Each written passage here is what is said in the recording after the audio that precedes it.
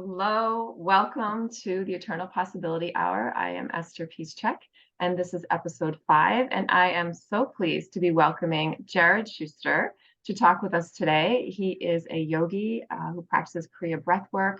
He has an amazing life story, and he's embarking on a new discovery journey through pastry school.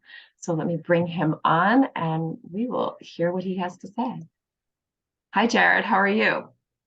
Hey Esther, I'm great. Thank you so much for welcoming me today. You are welcome. I'm so pleased to have you. And I would love for you to just introduce yourself in whatever way speaks to you. You have this amazing story, and I'm going to link to your story so people will read that. But what do you have to share with us about yourself before we get into our talk? Oh, well, we are here right now in this beautiful present moment. We're on this precipice of just our wishes coming true. And I find it very important just right off the bat to encourage everybody listening and ourselves to really just tap into what is that voice within? How can we take steps to bringing our dreams to fruition?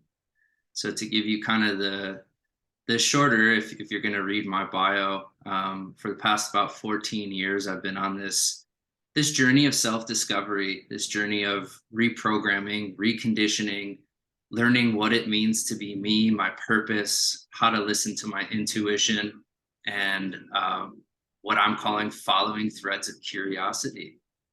It all kind of started. I graduated from Purdue University and was set up for the dream job right out of college, working for a startup in Los Angeles, and very quickly, within months, climbed to the top of the company. And it really was correlating or aligning at the same time of me learning how to surf. And about 9 months into this dream job and this new lifestyle and everything that I had been working so hard towards since I was a little kid, I caught my first wave. And it was the rawest form of connection to Mother Earth that I had ever experienced at that time. And when you And just let me stop you for a second. When you say caught yeah, your first wave, I know that you are a surf instructor, right? yeah, So is that what you're talking about, surfing? yeah, the actual physical sport of surf. And so when that happened, again, it was about 9 months into me starting this new life in California. Um, it was the first time I'd ever connected to Mother Earth in that way. It was beyond just this physical activity. It was a very spiritual moment. And I heard a voice then that said, "You need to do this every day. This is what fuels you." And so 9 months in is really when I decided to step off this path of what I've been programmed to believe was my path, of a conventional path to life.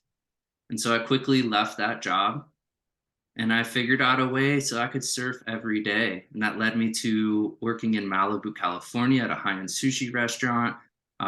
Every night, networking with our world's rich and famous. I uncovered and learned a whole lot of lessons during that period of my life about the correlation between money and happiness, something that I had convinced myself my entire life was the answer. And I quickly found that that really wasn't the answer. And so when that kind of curtain was pulled back on me, a lot was shooken up. And so I decided I needed to take some time and kind of go find myself and rediscover what is my journey. If money's not going to provide me the happiness I'm seeking, what is? And so I decided to take a little sabbatical and I took 3 months off and I backpacked solo all around Europe and had this incredible life-changing experience. And then I came back to Malibu. I worked a little bit. And then I heard this other calling. My intuition spoke through me, and it said, this was about a year after I came back from Europe, and it said, you need to take at least 6 months off. You need to go do some more work. You need to go travel and experience culture and go find yourself some more. And so the first stops in my mind was Thailand. I still am, but I was very into Buddhism at that phase of my life. So I was like, I want to go to Thailand and see the Buddhist culture. And then, of course, got to go to Indonesia where it's endless surf. And so I spent a total about 3 months in both of those places. And Christmas Day, I was looking at a world map and deciding where I wanted to spend the next 3 months of this 6 month journey. And as I looked at this map, the only country that stood out to me, the only thing I could see on this map was India.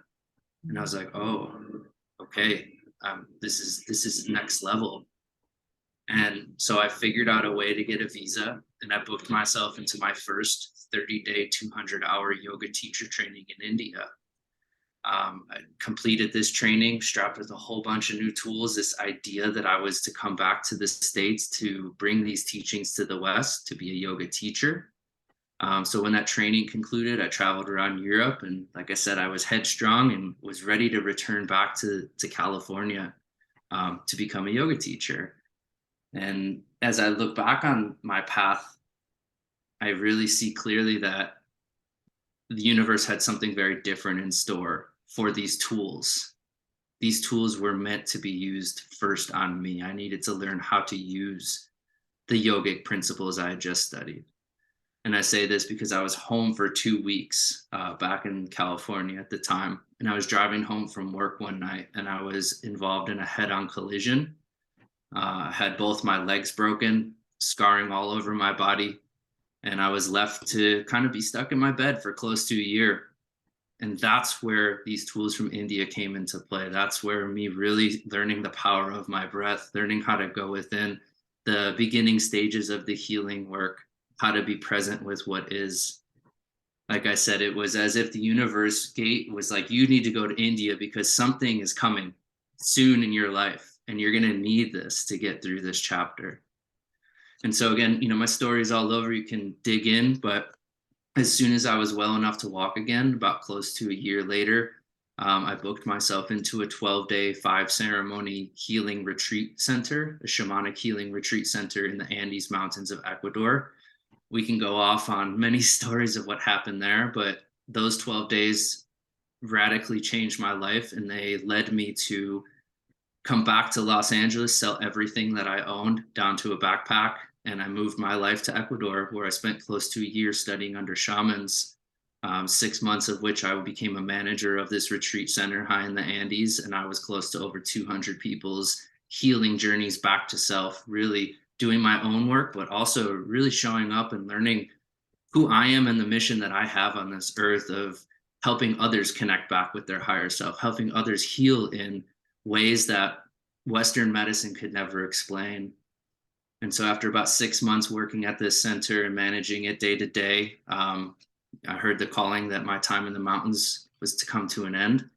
And so I found my dream little surf cottage in this little fishing village on the coast of Ecuador, where I just spent 6 months reintegrating, downloading, processing. I was the only gringo in this little town, and just spending a lot of time, just really processing everything that had just happened. And then those 6 months led me to begin this chapter where I am now in San Diego, where I've built my business Sparks of Consciousness, and I'm just a man who's here to be of service and bring my tools forth to help others step into their highest and best versions of themselves.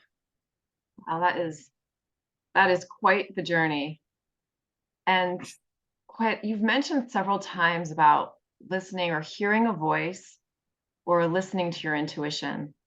And I think sometimes I practiced with Dr. Richard Barlick from Matrix Energetics for quite a while, and went to his energy working seminars all over the place. And he was always talking about his guides. My guides say this, my guides tell me this. And I was in the audience going like, I don't know what he's talking about. I don't think I have guides. What are these guides? Who are these guides? How do I get these guides? And now I know a little bit more about that. But I would like you to share, if you could, what that voice is like. Is it, first, just from a practical standpoint, is it like a man speaking in your head or a woman speaking in your head? Or is it more of like a whisper?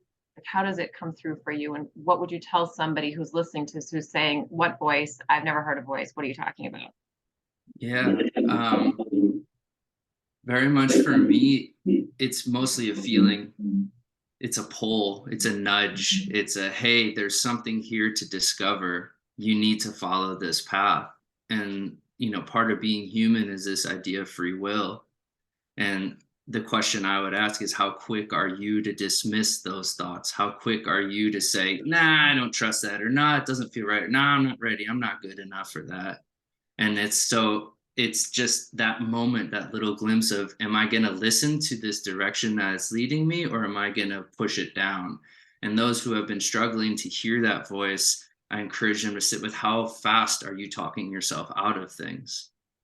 We can all look back on our life at some of the biggest decisions that we've had to make. And it's like, why did you make that decision? What was that stronger pull that led you in that way? Why did you choose what you did? And a lot of times people will say it didn't happen consciously. It was just, there was no other choice. Mm. And for me, that's really, I think, what sums up what I'm trying to say is like, it's these moments where it's like, well, there is no other choice. It's just forward, and it's forward with this idea of full trust of I may be unsettled, but I have a whole history behind me to remind me of the times that I may have felt uncertain taking a step, but I listened to it, and where did it lead me? What was the lesson here? And as I shared briefly in my story, it's like it's not always rainbows and butterflies, but every single step has had a lesson hidden behind it for me to uncover. And so for myself, I've been practicing this for years now. And so it comes through strong and I'm very aware of it. But it's like this feeling or this friend, and for other people, it may be the voice of something higher than themselves. I think that you have to really start paying attention to like, is this my higher voice, or is this the voice of something external that's guiding me? And that becomes this fine balance of play of like, am I giving my power away? Am I doing something because of the shoulds, because of what society is telling me I should do? Or am I blazing a trail because it's that fire from within that's saying, I need to do this. I don't know why. It may not make sense right now, but I got to do this. Yeah, I feel like there's that inner voice, and then there's external confirmation that comes in. So you'll have this inner voice that says, "Hey, you need like do this. This sounds like that's really where you want to go." And then the voice comes in and says, "No, no, no, that's not financially smart. My parents wouldn't agree. My spouse doesn't care." And then the best friend comes in and says, "Hey, have you ever thought about doing this?" And it happens to be that exact same thing. So there's an Mhm. alignment. Has that happened for you as well? Oh, constantly. I mean, it's like confirmation bias. It's like when you decide that you want to buy, a white car, and then you start seeing the white car everywhere, even though you never saw it anywhere before. So it's the second that you've confirmed within, it's like you will find reasons to continue that, and it will come from external. But it's like it's so important first to own it yourself, because otherwise you're seeking external validation, and that to me can become a slippery slope because our brain has this like negativity bias, and it takes like one negative thing will erase five positive things. So you may need all these opinions from all your friends, and you have those five friends or those your parents and family who's saying we support you, and then that one person's like, yeah, I don't know if you should, and that will derail your entire plan. And that becomes this slippery slope. And so it's like the confirmation's great, but it's like you got to just really own it from within and exude it out instead of seeking it the other way around, if that makes sense. Yes, completely. And so it sounds like from your journey that there were like a lot of points where trust came into a big part of your decision making. Leaving a corporate job with the security, just 9 months out of school, just, rising to the top and then just saying, all right, no, I need to go in this other direction. And can you talk about what was like for you and how you maybe came to trust that level of trust that there was something else out there for you that was holding you, guiding you, supporting you, leading you? Hmm. I mean, I think, and it's a good question. It's fun to reflect back on that time, but I come back to the words of like there was no other choice. There was like this moment where, I would say the matrix was unveiled to me, and I was so unfulfilled, and the scope of where my life was headed at that early of an age brought zero excitement. There was no passion. It was, am I really going to do this for the next 40, 50 years of my life? I hit these sales quotas, I exceed them, and then, then the month ends, and then that Monday it's as if I did nothing, and I start over and the quota set higher. And the stress and having to just be on someone else's time, it was like all these things of like, holy cow, there has to be something more to our life. There has to be something grander. This is not why I'm meant to be here. Unless my passion aligns with the founder's passion. I don't want to be serving somebody else's purpose and passion. I'm here to live my own. And so it became this like, I'm going to seek anywhere except for what society has told me that I need to be, because already I was like, I don't know about this. And then with that confirmation, you start seeing the people around you and you start really, we become mirrors for one another. And it's like, do I want to become this? Do Mhm. I want to be 50 and 60 and have missed out on surfing and traveling and this deferred lifestyle of I'll do it when I have more money or more time or when things calm down in my life? And looking at these people, and it's like they've never been able to do that.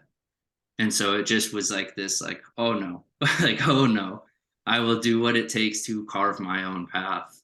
And the more that I've practiced that, the more confident I get stepping into it. But the initial leap is terrifying.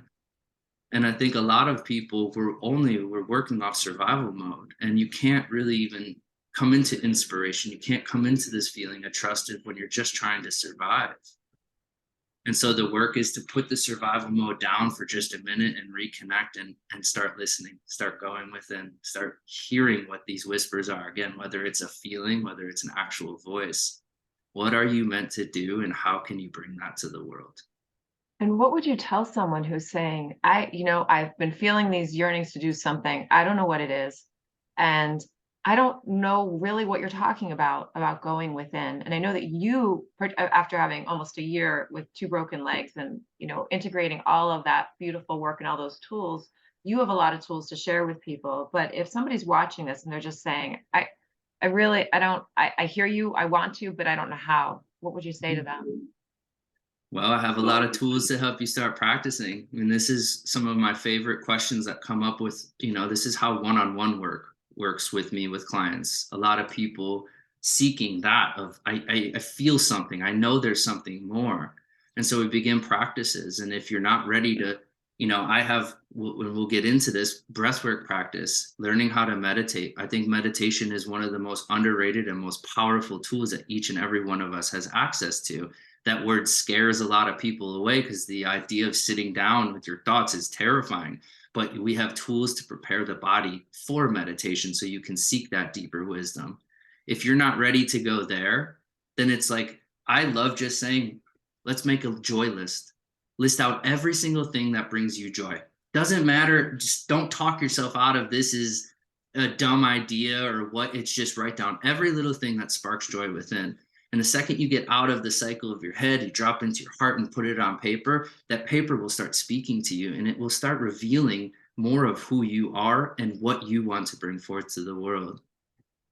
So it's little practices like that.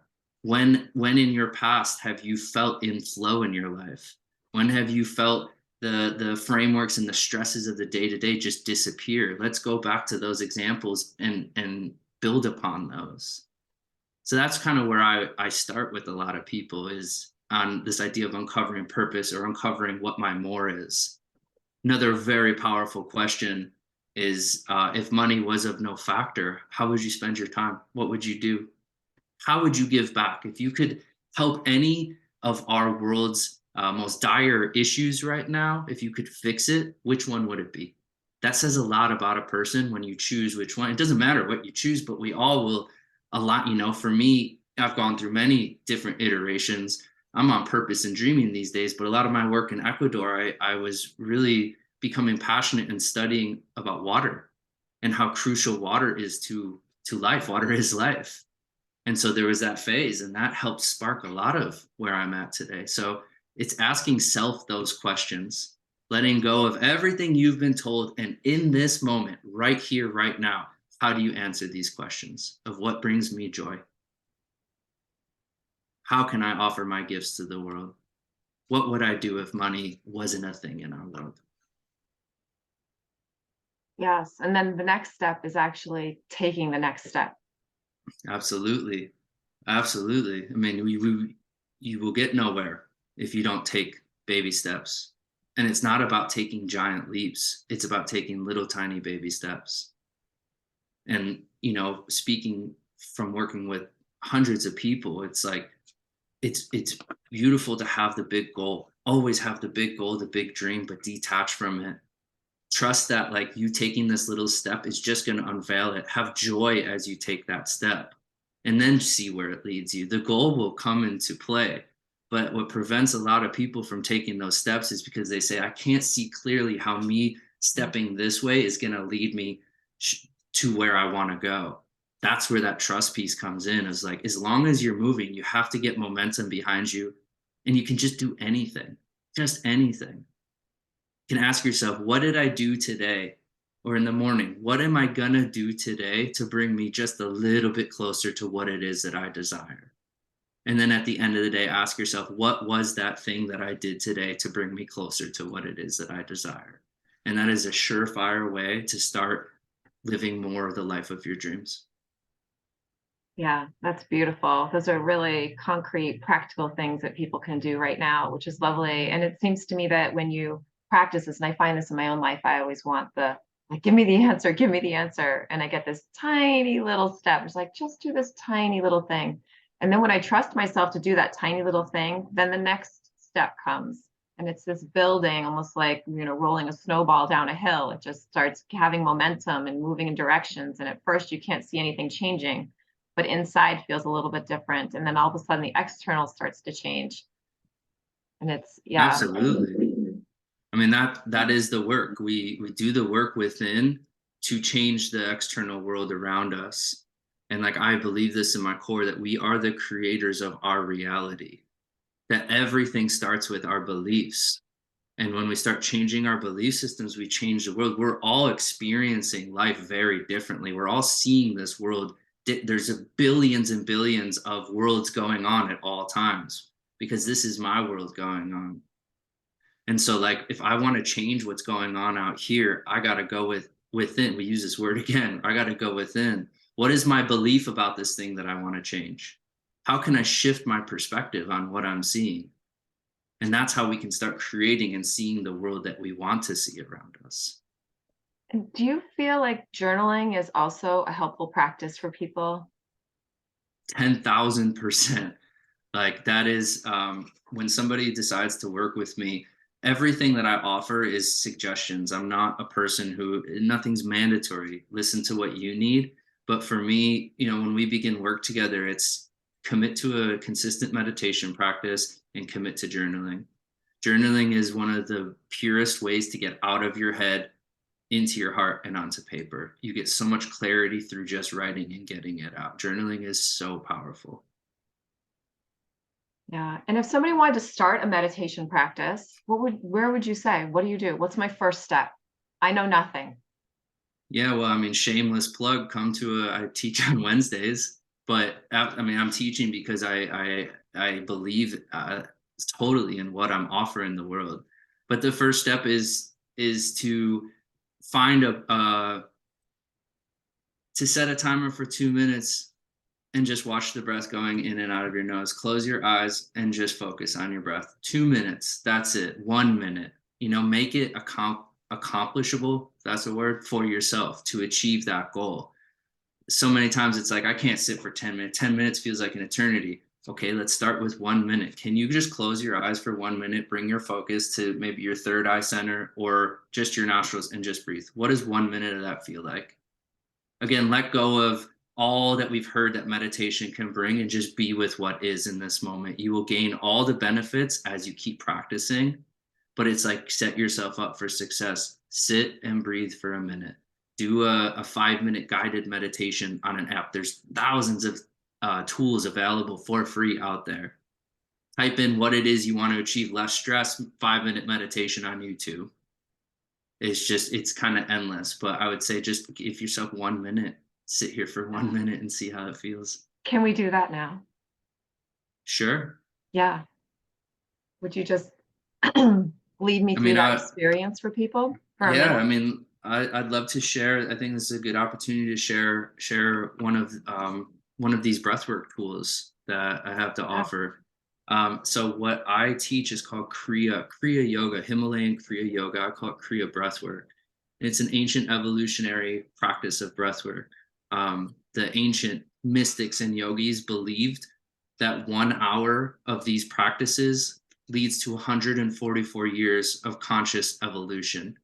And the more that I practice these, the more that I fully believe this tenfold. How I show up in my life, in the day, in the world around me, has shifted immensely as a byproduct of me getting consistent with these practices.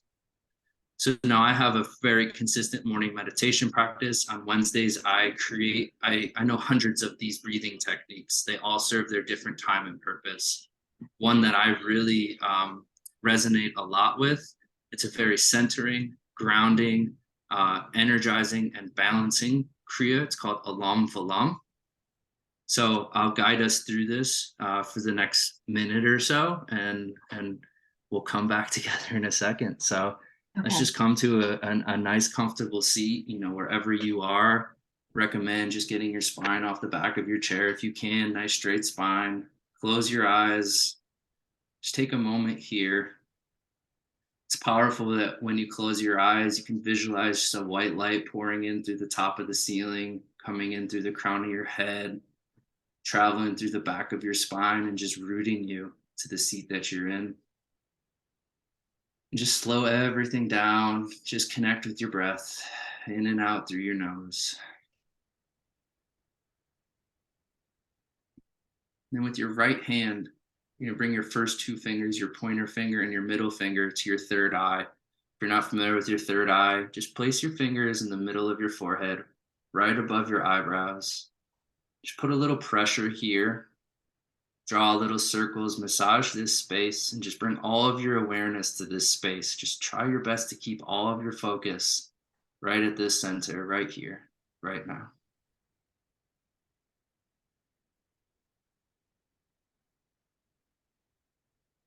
Then with your right thumb, we're going to plug our right nostril. Take a nice, slow, even inhale through that left nostril. Fill all the way up. With your ring finger, close that left nostril. Just take a moment here. Gaze out that third eye center. Just bring all of your awareness to that third eye center. And then open your right nostril and slowly exhale through your right nostril. Inhale slowly through that right nostril. Close that right nostril. Take a quick pause here. Open the left nostril. Slow exhale through the left nostril.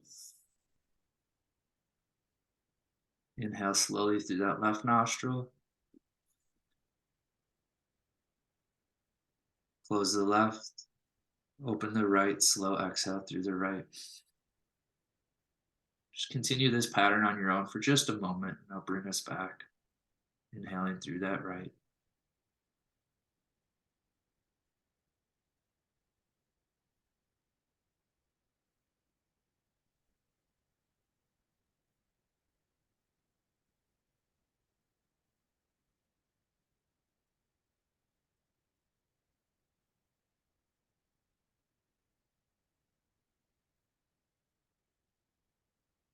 Keeping your hand where it is, unplug both nostrils, keep your eyes closed, take a nice full inhale through both nostrils, fill all the way up. Hold your breath at the top, return your hand to your lap, take a moment here, pause.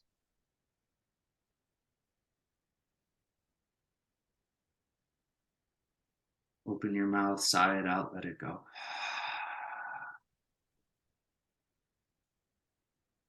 With your eyes closed, just continue to just bring your focus, bring your awareness to that third eye space. Notice any shifts, notice how quickly maybe you've calmed your nervous system down, how you've balanced your body in just this short amount of time. And just take one more full inhale. Open your mouth, let it go. And slowly just open your eyes. Return to this space. Wow. Yeah, that was beautiful. Beautiful. So in just a minute, 2 minutes, look what we have done. I don't know exactly what your experience was, but we've created this connection, this deeper connection with self.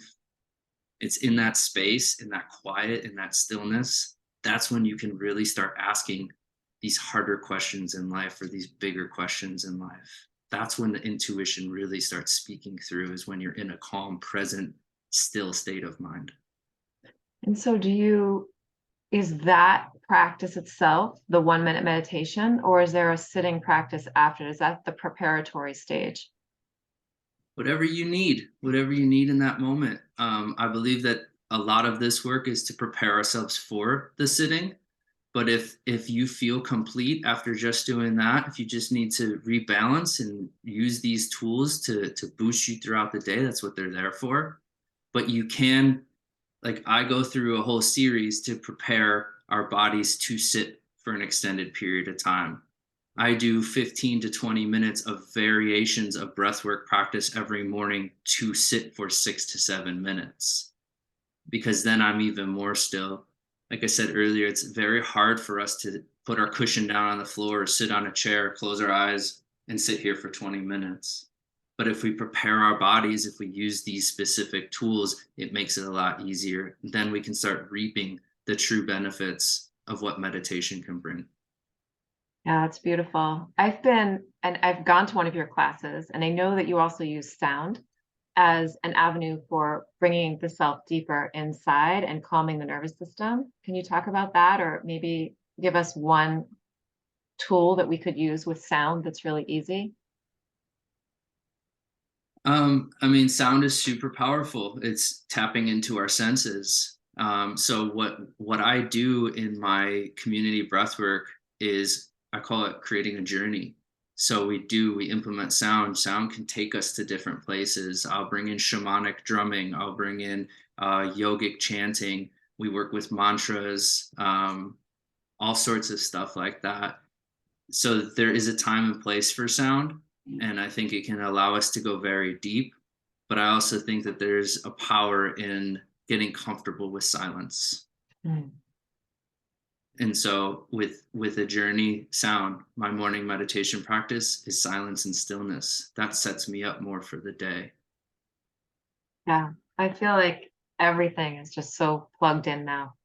Technology is really advanced to a point where you have just music all the time. I see people walking out, and I live on Lake Superior, and walking on the lake shore, and they're plugged in here, or they have a boombox with them, or they have a podcast, or they're on the phone, and I feel like you miss the connection to what's actually happening right there within nature and within the silence of just the birds and the wind in the trees and the waves of the lake shore. And that's how you listen to God, is when you start listening to the birds and the nature and that. Otherwise, there's so much noise in our world, and there's benefits. There's great podcasts out there. People, you're going to be listening to this. This is a great one to listen to. Music takes us to places. It evokes emotion. It's beautiful. But we also need to get more comfortable with the silence and with the stillness, because that's truly where I believe the answers to our lives reside. Yeah, thank you. So I want to talk about inspiration. You had mentioned inspiration. And what is that? I know it's kind of like with the voice, but I feel like maybe there's something a little bit more to it that you could share with us about your experience with inspiration and what it means to you. I kind of feel like we've alluded to this in different ways in our conversation so far, but inspiration is it's that moment where you're just in that flow state. It's everything around you seems to disappear, and you're so focused and centered on one thing, and you're not sitting and over analyzing and questioning the what ifs and the journey and the path. It's just like, I'm here right now, and I'm taking this step, and I may not be sure why, but it feels so good and it feels so right. So inspiration to me is really like flow state, and kind of what I said earlier of, like, when we're in survival mode and so many of us are functioning from survival mode, we've squashed that inspiration. Inspiration is creativity. Inspiration is being an artist. We are all artists, every single one of us. But we've all been very conditioned through our school systems, through life, that, like, we're only to exercise the left side of the left side of the brain being, our reasoning and science and technology and math, and and all that, and that serves its great purpose, but we've over exercised that, and we haven't been given enough attention to the right hemisphere. And the right hemisphere is our inner artist. It's our creativity center. It's where inspiration exists and lives. It's what fuels our fire. It's where purpose and passion and excitement and joy all come from. So does that kind of answer your Yeah. question? Oh yeah, no, that was beautiful. And Okay. it brings me back actually to that breathwork exercise that you just shared with us, because I don't know the exact science behind it, but just from practicing it with the left and the right, it seems to me that it's an equalizer between the left and the right side of the brain, Hmm. Very right? good. So Yes. allowing you to access that right-hand side of the brain, which doesn't have language, but has visuals and has the inspiration and the quiet voice that speaks to us. Hmm. Absolutely. Yeah. So you are on a very exciting discovery inspiration process right now. And can you talk to us about that? Yeah, I mean, beyond the work that I'm doing of breathwork and coaching, I do branding and web design for light workers and conscious creators. I have taken a step onto the path of culinary school and pastry work.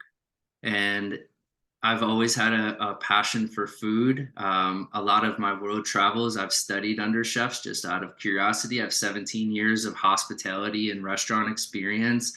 I was managing that retreat center. I was head of the kitchen there, preparing food for 40 to 50 people per meal. Food has always been this extension of love for me. Food is art. Food is community. Oh, it's just, you could probably tell I'm getting so lit up talking about this.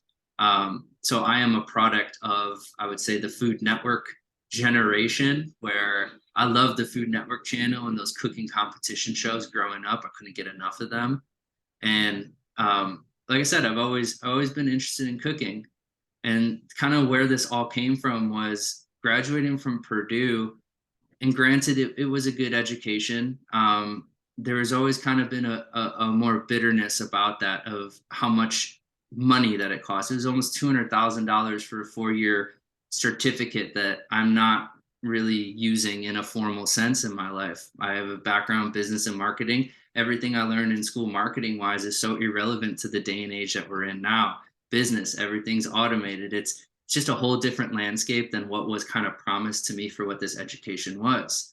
So for the past couple of years, I've had this idea that, like, if I was to go back to school, if you were to go back to school, like, how would that be different than when I had to decide at 16 what I wanted to be and what I wanted to do? And so through that process of, like, if I were to go back, what would I want to study? And I had this idea that, like, instead of curriculum, instead of having to take prerequisite classes, education should be opening up a course catalog, going through each page and just circling anything that brings you joy, anything that sparks some kind of excitement. And where I'm at in this stage of my life, it's two very clear paths for me. It's mental health and psychology, if I were to do a formal route, and it's culinary education. And so, sure enough, once I set that intention, once I had this idea, somehow, some way, a course catalog showed up at my house. And for San Diego College of Continuing Education, this is maybe 7 or 8 months ago. Again, I have no idea how this got to me, but I saw it in my mailbox. I pulled it out. I sat down on my couch and I started doing just that. I started circling these classes. And I came across this class, and it was titled Chocolate and Sugar Fundamentals. And instantly that took me to all these Food Network shows that I've watched of, like, these creations. And the idea of, for me, it started with sugar work. That's what called me to this class of, you can turn sugar into, like, how people blow glass and make these beautiful glass sculptures with color and texture and design, and it's artwork, but you could do it with sugar, and sugar is edible and temporary, and it's just such a cool thing. And so this was another one of those moments where it's like, this is here for a reason. I can say no and keep suppressing this down, or I can jump all in. And so I'm building my entire business, my brand, my life's work right now full time. But time seems to appear once we dedicate ourselves to it. We make the time for things that are important. Time is, it's not this linear thing. And when you understand that, you have time for everything. And so it's this kind of 2.5 day a week program that it's just sparked so much. And it started with me being interested in sugar work. And then I fell in love with chocolate work. And making these gorgeous little bonbons. And for me, I allude food and this chocolate work to like mandalas. That like if you know Buddhist mandalas, of like these monks will spend hundreds of hours and months making these sand paintings, and when they feel it's complete, they just wipe it away as impermanence. And to me, that's food. Is you get this incredible experience. You have this beautiful little chocolate that just evokes all these senses, and in a matter of bites, it's gone. And so what started as sugar and chocolate work has now, I did 9 weeks of that, and I'm bit by the pastry bug, and it's so fun making stuff. The science, the chemistry behind pastry work. I always thought I was cooking, and I love cooking, but this baking is a whole different science than cooking. And so it's now led into cake work, and I'm doing a lot of cake work. Soon it will be breads, and I'm just in it. And like I said earlier, of when you find that inspiration, it's like I'm very detached from what is the end goal. Working with a lot of people, the idea is like, why would I take a class if it's not going to propel me in my career? How is this going to help me in the long run? And it's like that is also what's keeping us very stuck in our lanes. It's like, okay, I have no idea. I'm in teaching metaphysics, I'm running workshops, I'm helping with doing coaching and evoking purpose and passion. And then there's this food thing going on. How does this relate?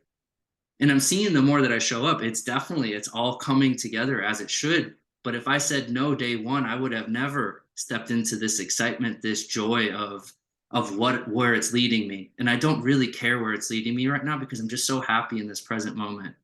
And that joy is what's infectious. That joy is what keeps carrying to the next class, to the next day. I've never been more excited to do something formally, education wise. And I mean, real quick, just to give praise to my teacher, this is the power of finding good teachers. I've had amazing teachers on my path, shamans, yogis, all over, very alternative kind of teachers. This is one of my first ever formal teachers, like in a Western education sense, where my teacher is so passionate about what she's sharing. She wants to set us up for success. It's grind time when we get there. And so her passion is infectious, and it's allowing me to be the creative that I am. There's nobody squashing my dream here. There's nobody making it so hard for unnecessary reasons. I experienced a lot of that at Purdue, of like teachers who were burnt out, teachers who made the class the weed out class. Like it's stuff, looking back, it's like, why do we have this stuff? Why are we creating so much stress to set ourselves up for careers? And so like this has just been a whole new expansion, a whole new step. It's been activating so much creativity within me, and it's allowing me more growth with my business than I could have ever imagined. Me stepping away 2 days a week from building sparks of consciousness has allowed way more to come in than I could have ever imagined. And that's just proof in the pudding of keep following what I'm calling follow your threads of curiosity. If there's something that sparks your interest, it's like you're meant to go explore what that is. There's something waiting for you there. Yeah, that's beautiful. I love that story. That's so wonderful. And thank you for sharing that. I think going into something that's unknown and scary, that has no definite guarantee, we always like a lot of guarantees and security, to make us feel safe, and There's no such thing. Yeah, yeah, yeah. Talk about that for a minute. Yeah, absolutely. I mean, I shared about my car accident, right? I was working in Malibu. I was making crazy money, bartending, serving, doing all this stuff. I was traveling, thinking I'm creating this life of security, and in the blink of an eye, had my legs broken. I have been working and serving a lot of the more recent industry people who have been laid off, tech workers. For whatever reason, we've been aligning. Another, it's just in the past couple of years, society has told us that like tech is the way. If you get a job for the Googles and the Facebooks and all that, you'll be set up. They're lucrative jobs. People are going into work convinced they have a job, and they receive an email being laid off. Where's the security there? How much of your blood, sweat, tears, stresses, anxiety have you been giving to an organization that deep down you're not really passionate about, for them to just say, see ya? Security is this moment right now. Am I finding joy in this moment? Do I have gratitude in this moment? That's what's secure. But we have no idea when we get off today no idea what's going to happen when I walk through my door. And I always hope for the best and most beautiful, benevolent outcome. But like security is false. You can have all the money in the world and it won't be enough. I've lived that life too. I was around those people. That's not security. Security comes from within. Yeah. And following those points of joy connects us back to that feeling that we are eternal. You had mentioned God earlier in our conversation, and I know the name God can be a little uncomfortable for some people.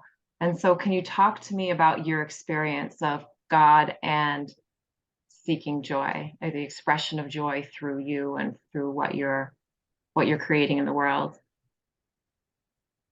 Yeah, I mean, when I speak of God, it's I think God is a hard word because of how we've boxed that word in. Mm. We identify with God in association to a religion, and to me, God is everything, and not from a religious standpoint. God is just why we're here. God is our bread. We are God.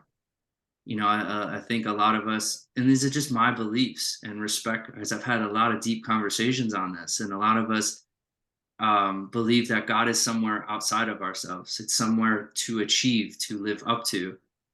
And I believe we are God. We are God having this human experience. These are God's eyes seeing the world. And I presented this to somebody who is of a religious faith, and it was a hard grasp for her. It was a beautiful conversation. And she came back at me with, well, humans are flawed. So how are we God? And I really sat with that for a while. And, I came to the conclusion of like, we're not flawed. Our experiences have made us flawed, but at the core of who we are pure light. We are divinity. We are here to be God, to materialize and see the heaven on earth that is here, right now. God is the wind. God is these plants. So for me, it's not something so much outside of myself, but it's God is within. God is the ocean, Mother Nature, Father God, however you want to phrase it. It's just that connectedness to something bigger than just this layer of consciousness. Yeah. And the breath work brings you inside to that experience. And then I feel following those little tiny baby steps of joy brings you closer and closer to what's really happening in the universe. Totally. I believe in my core that you aligning with what brings you joy is your purpose in this lifetime. Then asking yourself, how can I use this joy to serve those around me? That's your mission. That's really it. It's not something to be overthought, because when you're in a vibration of joy, when you're in a vibration of love, that's what's infectious. It's not even so much about your physical action of what you're doing and how you're serving people. It's, am I in a pure joy filled state? Because when you are having a bad day, the world reflects that. When you're having a joy filled day, the world reflects that. Everything is great. Everybody's smiling at you. When you're smiling, think about how much you're benefiting those around you. That's what our world needs more of, is people just in alignment with their joy. Yeah, I agree completely. So you have some photos to show us to share your joy. Sure. Yeah, let's explore. I encourage you, as I share these, you, Esther, you, the viewers, to think to yourself that if I were to start something new, if I were to take a class in something, what would that be? How fast are you starting to talk yourself out of doing it? And I hope that these photos inspire you and show you how just in a short period of time, what you can really achieve. So this was week 1 right here. This was week 1 of sugar work. And I'll tell you, there was so many voices within me on week 1 that wanted to quit. Getting this uniform was such a stressful thing for me. And I was like, oh, this is exhausting. The commute to get to these classes, every reason came up in my mind of why I shouldn't do this. I don't know pastry. I've never done anything with baking and pastry. They said I have a culinary background of being a chef. And so in 2 weeks, this is weeks 1 through 2, I learned how to do sugar domes and create caramel and flan and this almond poppy seed cakes. And we made ice cream. And I mean, it was just this incredible 2 weeks, right? 14 days. And I'm making restaurant quality. I mean, as you can see in these photos, this is a product of my teacher, but these are products that you would see at high-end bakeries, at hotels, at this isn't just mom's kitchen right here. 2 weeks of me knowing nothing. Weeks 3 to 4, we really dived into sugar work, and I was making gummy bears and peanut brittles and fudge and different gelatin gummies and lollipops. Again, I had no idea what I was stepping into. And in two more weeks, I now know how to make all of these things that you see on the screen. Weeks 5 through 7, this is when I think like my passion and it just kept growing and exploding. This is when we stepped into chocolate work. And this was such a beautiful week of school. Our teacher wanted to give us a lot of history on chocolate and teach us about how the Aztecs would use chocolate. And for me, that was what's so powerful about chocolate being this tool that has so much history behind it. It's brought community and cultures together for forever. And to learn that, to bring it forth today is what really excites me. Of like, it's so much more than just this edible thing. It's a ceremony, it's a process. And so we learned how to roast our own chocolate, and we made these different cakes, this almond dacqua cake, which is like one of my favorite things, these little tarts. Every little thing that you see on the screen, I made by hand from scratch. Again, I now know how to do this. Weeks 5 through 7, we're only talking a little over 1 month, and I can create these creations now to give to others. Weeks 7 through 9, again, doing more chocolate work. This is where I started learning about bonbons, these tiny little edible mandalas. This is really, I think, a path that I want to take is working with chocolate molds and painting and coloring just these little edible delicacies. Made chocolate showpieces, made hand-rolled truffles. And here I am now. At the timing of us doing this recording, we're at weeks, I just started my cake work, and already I've learned how to do marzipan carrots and carrot cakes and pound cakes, and you can see opera cakes here. And just last week I finished up, this was a 10-hour process learning this. It felt like a lot at the time, but I look back and it's like, holy cow, in just 10 hours, I can now do wedding cakes. Every flower that you see on this cake in the bottom of the screen was done by hand. I have an amazing team. I'm working with 5 others, but we're all in the same boat. We've all started in the same place. So every layer that you see on this cake was hand done. There's no chemical. I mean, we're just using pure ingredients. It's just, again, I'm at 12 weeks. We're at 3 months, and you just saw like 20 different pictures of this journey. And so it's not about me convincing people to go on the journey of pastry. If that's what's calling you, hell yeah, jump on board. But it's about like, if you started something new today, where could you be in just 3 months? How far ahead of the game? What new direction will approach or show up in your life? And that's what is exciting, of just trusting where it's leading you, because you're just having so much fun in this moment right now. Wow, that is so inspiring. They're beautiful. Thank you. Thank you. It's a labor of love. And, it's so fun and amazing to share these with my community. I bring home so many treats. And those of you, if you follow me on Facebook or Instagram, I post pictures and the comments are amazing. And I'm not doing it to like get comments. I'm doing it because I'm seeing how much joy just looking at these photos people are experiencing, that we can taste it when we see it. So it's creating just this incredible experience just by me doing it, by me showing up. Back to that idea of your joy is your purpose. I'm excited doing this. When I talk about this, it's infectious for others. It gets other people thinking.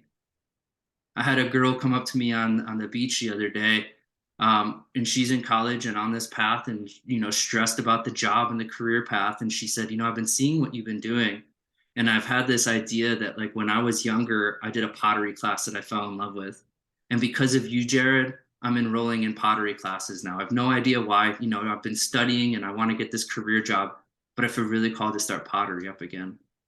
Wow. And to me, that's proof of what I'm doing is working. Again, it Mm, has nothing to do with the pastry. It has everything to do with, am I in joy, and is it inspiring others to be in the same? And it seems to be working really well. yeah, that's so beautiful.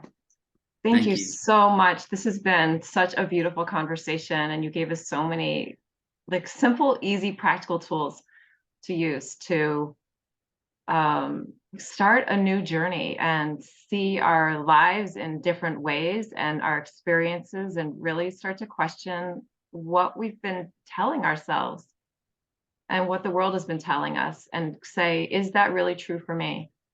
Is that Hmm. really what I believe? And is this the direction that I'm headed? Is this the direction I want to go in? Yeah. Thank you so much. Do you have any last words that you'd like to share with our audience?